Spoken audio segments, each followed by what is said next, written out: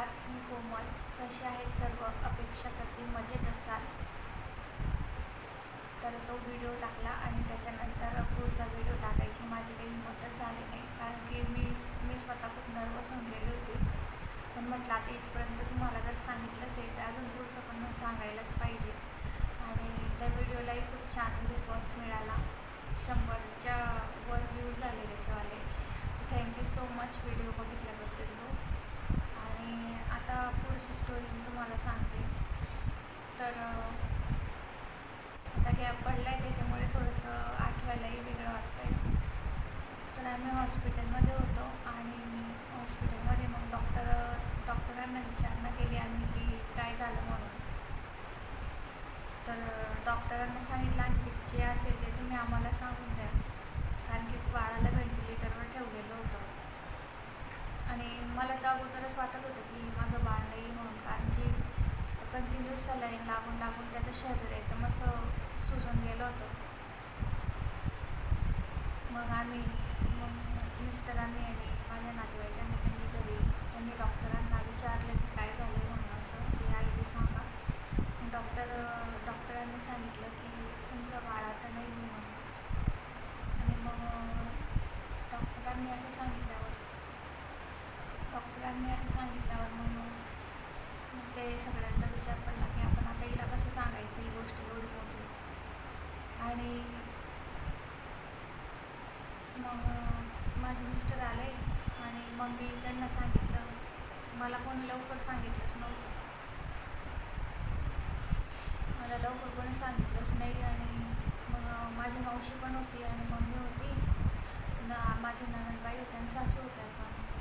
त्यांना असं अगोदर सगळ्यांना माहीत पडलं आणि मला कोणी सांगितलंच नाही. मग सगळे असं कुजूकुजू करत होते, बोलत होत्या आपल्या. तर मी समजून गेली, म्हटलं काहीतरी झालं आहे काय, सांगता कशाला नाही. मग मी मावशीला विचारलं, म्हटलं मावशी काय झालं सांग. तर माझी मावशी एकदम वेगळंच बोलायला लागली की म्हणजे असं की असं सांगितलं की बघ आता तू जास्त विचार करू नको बाळाचा, कारण की कसं तो जेव्हा जन्माला होता जेव्हा झाला होता तेव्हा तो रडला पण नव्हता. आणि त्याच्या मेंदूमध्ये असं काही म्हणजे बाळ मतिमंद पण राहू शकतं, काही पण होऊ शकतं बाळाला. बाळ मोठं झाल्यावर तू कसं काय त्याला सांभाळशील. म्हणजे ते असं मला थोडंसं पहिले वेगळंच काही सांगत होते. म्हणजे कसं मी जास्त टेन्शन नको घ्यायला ही गोष्ट माहीत पडल्यावर. त्यांचंही काही चुकीचं नव्हतं त्यावेळेस, पण मला खूप राग येत होता की तुम्ही असं कसं काय बोलताय की तुझं बाळ असं होईल तसं होईल. मग मी चिडली त्यांच्यावर. जे येते तुम्ही मला सांगा खरं, असं रिकामं फालतू गोष्ट नका करू की तुझं बाळ मतिमंद नाही आहे, त्याला चालता येणार नाही. मग तेव्हा मला माझ्या मावशीनेच सांगितलं की आता तुझं बाळ आपल्यामध्ये नाही आहे. तो शब्द ऐकला आणि मला असं 5 मिनटं काही उमजलंच नाही की मी काय झालं म्हणून. कारण की म्हणजे खूप मोठं दुःख होतं ते माझ्यासाठी आयुष्यात. म्हणजे 21व्या वर्षी कमी वयामध्ये म्हणजे माझं कसं होतं, कॉलेज केलं, त्याच्यानंतर लग्न झालं, लग्नानंतर थोडेसे घरात वाद, त्याच्या वादामध्ये प्रेग्नेन्सी राहिली. प्रेग्नेन्सीमध्ये सगळं खुश चालू होतं. मुलगा झाला, खुश होते मी. परत नॉर्मल डिलेवरी झाली, त्याच्यातही खुश होते, कारण की मला नॉर्मल डिलेवरी पाहिजे होती. सगळं काही चांगलं व्यवस्थित चालू होतं. आणि बाळाला कधी असं होईल हे मी स्वप्नात पण विचार नव्हता केला.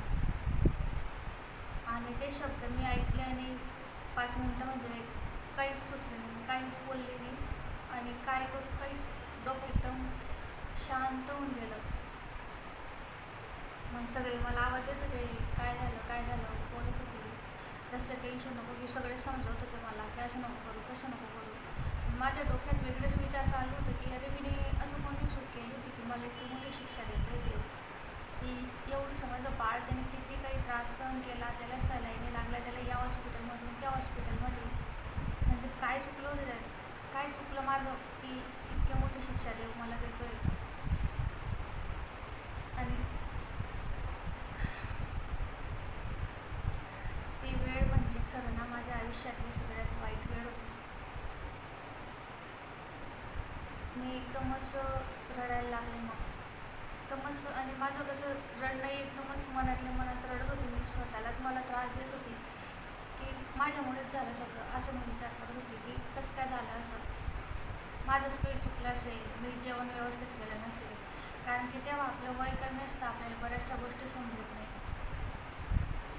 तरी मी प्रत्येकाला विचारायची की कसं काय खायचं, काय नाही खायचं, जायचं की नाही बाहेर फिरायला. मी एकही गोष्ट मी माझ्या मनाने करायची. मी एकदम शांत होते. मी एकदम शांत होऊन गेले. मी काहीच कोणाला बोलले नाही. फक्त चुपचाप माझ्या डोळ्यातून इतकं पाणी निघत होते, इतकी रडत होते मी.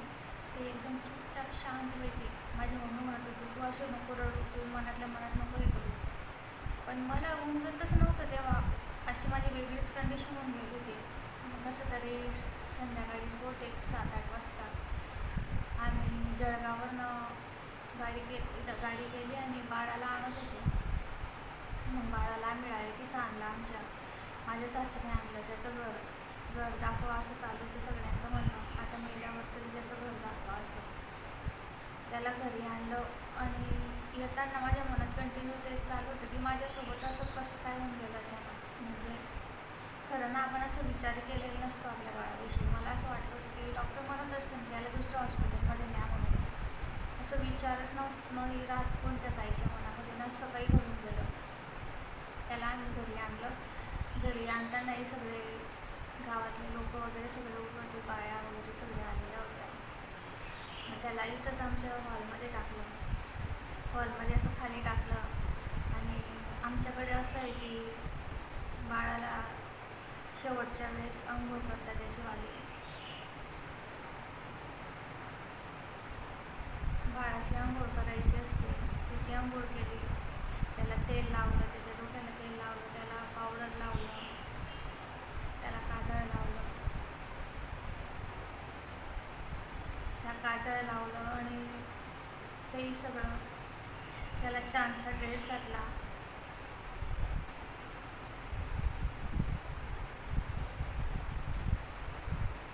ह्या गोष्टी माझ्या आयुष्यातल्या झालेल्या आहे. पण तरी आजही आठवलं तर असं रडू येऊन जातं खूपच. कारण की खूप वाईट प्रसंग होता तो. खूपच वाईट होता माझ्या आयुष्यातला. तुम्ही विचार करू शकता की एक मुलगी म्हणजे एकदमच इतक्या कमी वयामध्ये इतकं मोठं दुःख मला देऊन दिलं होतं देवाने, जे माझ्याकडनं सांभाळायला कसं काय रिॲक्ट करू, कसं सांभाळू, कसं येतं काहीच समजत नव्हतं. फक्त शांततेत रडत होते. तर त्याची छान तयारी केली. त्याला कपडे वगैरे घातले आणि माझ्या हातात दिलं. मी फक्त एकसारखं त्याच्याकडे बघत होती. माझ्या हातात असं त्याला दिलं आणि मी त्याला असं जवळ घेतलं.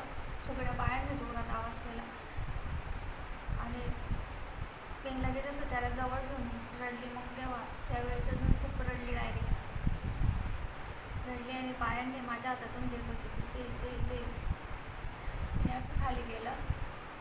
खाली माझ्या हातातच होता. त्याच्या तोंडातून थोडंसं पाणी असं निघालं. तर आम्हाला असं थोडंसं म्हणजे असं वाटलं की बाळ जिवंत झालं काय, परत आलं काय असं. याच्यात सॉरी माझ्याकडनं थोडे शब्द वेगळे निघू शकतात. तर आम्हाला असं वाटलं की बाळ परत आलं की काय, डॉक्टरांना बोलवा असं बरेच जण म्हणायला लागले. पण नंतर एक जण म्हणलं की नाही तसं होतं म्हणे, तुम्ही त्याला अंग वगैरे पुसलं, त्याचं आंघोळ वगैरे केली, त्याच्यानेही होतं म्हणून. तर मग परत एक असं थोडीशी आस आली होती मनामध्ये की माझं बाळ परत आलं की काय माझ्याकडे. पण मग त्याला तसंच गोंधवलं. आणि आता ही गोष्ट सगळे असं चालू होतं. आमच्या इथं खेडेगावामध्ये असं आहे की बाळ वारल्यावर त्याला घरातच गाडलं जातं. तर आमचा पहिले हॉल होता आणि किचनच होतं, इतकंच आमचं घर होतं. मग तेव्हा असं म्हणत होते की किचनमध्ये त्याला आपण गाडून टाकू असं. पण मग माझी मम्मी बोलली की नाही, माझी पोरगी तर पागल होऊन जाईन, असं घडी तेच बघून कसं काय राहू शकतो की त्या घरामध्ये. मग असं बोलल्यावर मग आमच्या घरच्यांनी त्याला शेजारीच घराच्या बाजूलाच गाडलं. तिथं खड्डं खोदलं आणि तिथंच गाडलं. माझे शब्द थोडेसे वेगळे निघू शकतात कारण की मी खूप इमोशनल होऊन गेली आहे, प्लीज समजून घ्या. तर तिथं त्याला गाडलं. आणि मग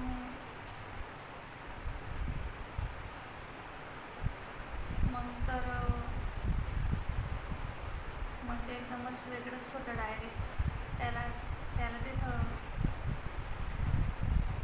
काढल्यानंतर मग आम्ही, म्हणजे मी तर घरातच होती, मी फक्त माणसं जातात. तो पूर्ण दिवस म्हणजे मी तेव्हापासून मला एक वेगळीच सवय लागून गेली. म्हणजे खूपच असे मी विचार करत होती मनातल्या मनात की कसं काय झालं माझ्यासोबत, असं कसं काय झालं खूपच. आणि सगळे मला समजत होते की तू रडू नको, जास्त टेन्शन करू नको, कारण की कसं काही काहींच्या डोक्यात परिणाम होऊन जातो ना बाहेरचा, ते जास्त जसं पागलसारखे होऊन जातं, विचार करतात तेच म्हणजे ओव्हर थिंकिंग जास्त होत होती. मला खूप टेन्शन येत होतं की असं कसं काय झालं म्हणून. ती रात्र आमची कशी निघली आम्हालाच माहिती. त्याच्यानंतर सकाळी म्हणजे मला ते 2-3 दिवस समजलेच नाही कसे गेले म्हणून. आणि मग 2-3 दिवसानंतर मग विचार झाला की माझी मम्मी बोलली माझ्या मिस्टरांना आणि की आम्ही तिला घेऊन जातो, आता बाळाचंही असं होऊन गेलं आहे, ती जर तिथं राहिली तर घडी तिचं लक्ष त्या बाळाकडेच जाईल, तिथं ते टेन्शन करेन मनातल्या मनात खूप. त्याच्यामुळे मम्मीने सांगितलं आणि मिस्टर म्हणून तिथे जाऊ शकतो. मी पण ते राहिली नाही. मी म्हणजे माझी मनस्थिती चांगलीच नव्हती, कंटिन्यू मी माझ्या विचारातच होती. मी मम्मीसोबत येऊन गेली घरी, माहेरी आली.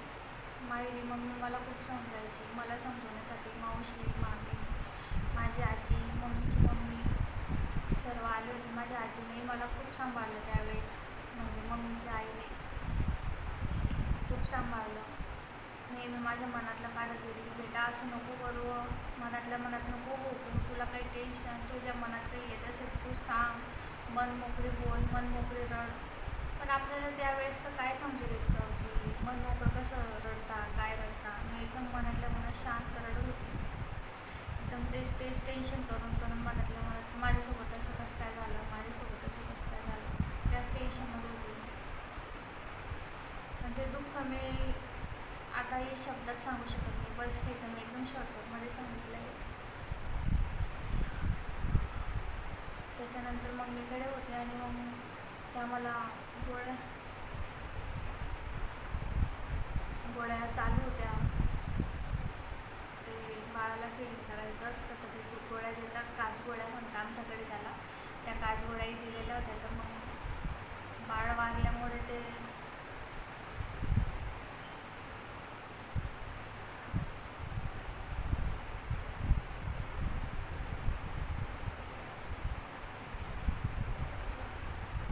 आता हा व्हिडिओ ज्या महिला बघताय त्यांना माहीत असेल की जेव्हा बाळ आपल्यामध्ये नसतं तेव्हा कसं होतं म्हणून.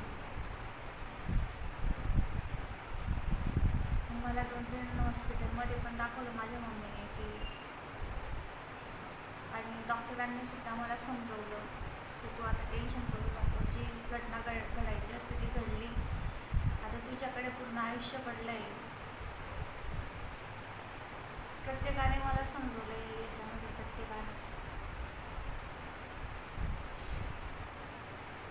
प्रत्येकाने मला समजवलं. आणि ते कसं असतं, कोणी कितीही समजवलं तरी एक आईपासून तिचं बाळ गेलेलं असतं, जे दुःख असतं, जी वेदना असते ती फक्त त्या आईलाच होते, ते कोणी समजू शकत नाही. त्याची ज्या महिलेचं बाळ गेलं असेल तिच्यापासून दूर, बस तेच माझी भावना समजू शकतं की मला किती त्रास झाला असेल त्यावेळेस. तर असं काही झालं माझ्या आयुष्यात. आणि मग 1-2 दिवस जात होते. मी काही माझ्या मम्मीकडे जास्त राहिली नाही, कारण की चित्तच लागत नव्हतं. मम्मीकडे गेली का तेच आठवायचं की प्रेग्नेन्सीमध्ये मम्मी किती काळजी घ्यायची, मी बाळाला नेहमी बाळात असं पोटावर हात ठेवायची, बाळाशी बोलायची, बाळा घाबरू नको मी आहे, असं नेहमी माझा कंटिन्यू पोटावर हात राहायचा. आणि आता हात लावल्यावर असं वाटायचं की माझं बाळ कुठं गेलं. मनातल्या मनात मी खूप रडायचे, असं कधी कोणाला सांगायचं नाही, कारण की माझी एक सवय, जे माझं दुःख असलं ना मी स्वतः मनातल्या मनात बोलते, स्वतःला सांगते. मला असं जास्त दुःख दाखवायला आवडत नाही. तर मग मी जास्त काही मम्मीकडे राहिली नाही, फक्त 1.5 महिना मम्मीकडे राहिली. आणि मग मम्मीला म्हटलं आता मी जाते, माझं काही चित लागत नाही आहे. 1.5 महिन्यानंतर मग जायची वेळ आली. तर मम्मीला बोलली, मी म्हटलं बाई मी तीच साडी घालून जाते, ज्या साडी वटीवरून मी तुझ्याकडे आली होती ती साडी मी घातली, साडी वगैरे घातली. आणि माझे मिस्टर आले होते मला घ्यायला. जायच्या वेळेस मी असंच घराच्या बाहेर निघाले, थोडंसं 2-3 पावलं चालली आणि मागे घराकडे पाहिलं. मम्मी होतीच माझ्यासोबत. मागे घराकडे पाहिलं आणि असं अचानक असं मनात आलं की आता मी एकटी जाते, काश की मी माझ्या बाळाला घेऊन गेली असती इकडनं. तो दिवस किती सुखाचा असतो माझ्या आयुष्यामध्ये, किती खुश असते मी. इतकंच माझ्या मनात आलं आणि डायरेक्ट इतक्या जोरात इतकं रडले मी, डायरेक्ट खाली बसून खूप रडली. आजूबाजूच्या मम्मीकडच्या बाया पण जमा होऊन गेल्या. खूप रडली की मनातल्या मनात देवाला पोचत होती की असं का केलं देवा तू माझ्यासोबत. आता जाताना मी माझ्या बाळासोबत गेली असते, किती किती भारी असतो तो क्षण. आणि आज तो मला एकटा पाठवतोय. म्हणजे खूप रडली मी तेव्हा, खूप रडली. तसंच मग घरी आल्यावर पण काहीच चित लागत नव्हतं, कामात नाही, काहीच नाही. घरी पण मी एकटीच असायची. मिस्टर सकाळी 7 वाजेला कामाला जायचे आणि माझी सासूबाई पण कामात जायचे शेतात. मी एकटीच राहायची घरी. मग मी काय करायची, जेव्हाही मला आठवण आली बाळाची, मी जायची त्या मागच्या दारी त्याला गाडलेलं होतं तिथे जायची, त्याला बघून यायची. असं दुरूनच बघायची. मनात यायचं की इथं माझ्या बाळाला, इथं माझं बाळ आहे, बरं इथं माझं बाळ आहे, असं मनात यायचं. दिवसातून मी 3-4 वेळेस बघून यायची. मम्मीचे फोन चालू असायचे, कशी बरी आहे का. पण मग काय सांगणार आहे. मग तेच टेन्शन राहायचं नेहमी मनात की आता कसं होईल, काय होईल माझं, मला परत प्रेग्नेन्सी राहील का. मला तर असं वाटत होतं त्यावेळेस की मला आता प्रेग्नेन्सी राहणारच नाही. म्हणजे ते कसं कमी वय असतं, 21-22 म्हणजे काही जास्त वय नसतं, काही समजत नाही. असं वाटायचं मला आता प्रेग्नेन्सी राहील का, मला परत बाळ होईल का. म्हणजे माझं बाळ चाललं गेलं. आणि खरं सांगू का, मला त्यावेळेस सकाळी मी 5:30 वाजता उठायची मिस्टरांचा डबा करायसाठी. तर मला ना बाळाचा आवाज कंटिन्यू माझ्या कानात यायचा, जसं तो रडतोय असं वाटायचं मला. तो रडतोय, मला त्याचा आवाज येतोय. मी माझ्या मिस्टरांना सांगायचे मला ना बाळाचा आवाज येतोय, तो रडतोय. त्यांनाही समजायचं नाही की काय हिला समजावं आता. आणि मला ना तो आवाज म्हणजे खूप यायचा असं. तर खूपच माझे ते दिवस खूपच वाईट गेले. मी आता काय सांगू, खूपच वाईट गेले माझे ते दिवस. असंच मग 2-3 महिने निघाले आणि 2-3 महिने निघाल्यावर परत मला गोड बातमी मिळाली की मी प्रेग्नेंट आहे. आणि जेव्हा मला माहीत पडलं की मी प्रेग्नेंट आहे, मी खूप खुश झाली. मला असं वाटलं माझं बाळ देवाने मला परत देऊन दिलं. मी माझ्या मम्मीला सांगितलं, मम्मी खूप खुश होती. आणि त्यावेळेसपासून मग मी ठरवलं की आता खूप काळजी घ्यायची, स्वतःची खूप काळजी घ्यायची. असं नाही की मी त्यावेळेस काळजी नव्हती घेत, त्यावेळेस पण मी काळजी घेत होती. पण एक असं नवीन लग्न झालं होतं. म्हणजे आपण कसं दुसऱ्याच्या घरी जातो, त्यांचे स्वभाव, आपला स्वभाव हा वेगवेगळा असतो प्रत्येकाचा. मग तो समजून घ्यायला थोडा वेळ लागतो. स्वभाव समजून घेण्यामध्ये थोडेसे वाद होतात, कारण की आपलं वागणं वेगळं असतं, समोरच्याचं वागणं वेगळं असतं. मग एकमेकांचे विचार पटत नाही, एकमेकांना समजून घ्यायला थोडा वेळ लागतोच. त्याच्यामुळेच ते थोडे वाद होत होते, बाकी काहीच नाही. चला तर हा व्हिडिओ खूप मोठा होतो आहे. याच्यातनं मी एकच सांगते, जे आपण आता माझ्या मैत्रिणी माझा हा व्हिडिओ बघत असेल तर बघा, तुम्ही आता जर प्रेग्नेंट असाल, जर तुमचं नवीनच लग्न झालं असेल तर एक रिक्वेस्ट आहे की जर घरात छोटे मोठे वाद असो, कोणतेही मोठे वाद असो छोटे असो, वाद जर होत असेल ना तर तुम्ही स्वतः माफी मागून घ्या, नाही तर माघार घ्या. कारण की याच्यामध्ये माहिती आहे का, आपण प्रेग्नेंट असू यात आणि जर वाद झाला ना तर आपल्याला जास्त त्याचा परिणाम होतो आपल्या बाळावर. कारण की आपण तोच विचार करतो की हिने ही असं मला कसं काय बोलली, हा मला असं कसं काय बोलला, मग मी वाईट आहे का, मग मला हे जमतच नाही का, आपण स्वतःला कमी लेखतो. त्याच्यापेक्षा ना आपल्यासाठी आपलं बाळ महत्त्वाचं आहे हा विचार करायचा नेहमी प्रेग्नेन्सीमध्ये.